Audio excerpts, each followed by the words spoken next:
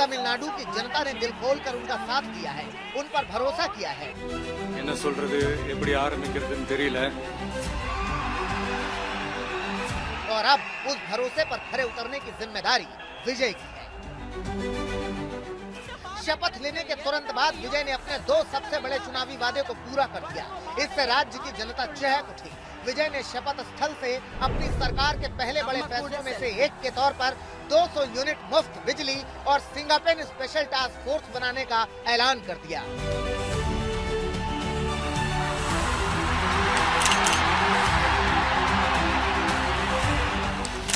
विजय के दिल में क्या था, वो अपनी फिल्म के जरिए ये बताते रहे हैं, जताते रहे हैं कि क्यों वो तमिलनाडु की सियासत में घुसे हैं।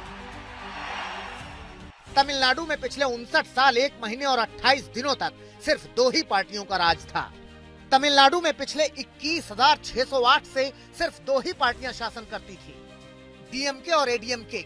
बीच बीच में तमिलनाडु में राष्ट्रपति शासन भी रहा, लेकिन दोनों पार्टियों के अलावा किसी तीसरे की एंट्री नहीं हो पाई।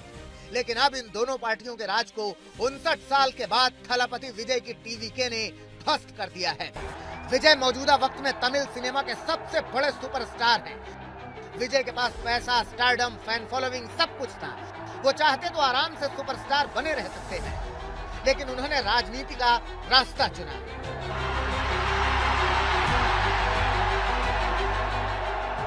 2016 में जयललिता की मौत के बाद से तमिलनाडु की राजनीति में एक शून्य था, एक खालीपन था। डीएमके के सामने तो जैसे कि खुला हुआ रास्ता था, दूर दूर तक कोई भी टक्कर में नहीं था। इसीलिए 2021 में स्टालिन मुख्यमंत्री बने तो सबको लगा कि स्टालिन को कौन टक्कर देगा।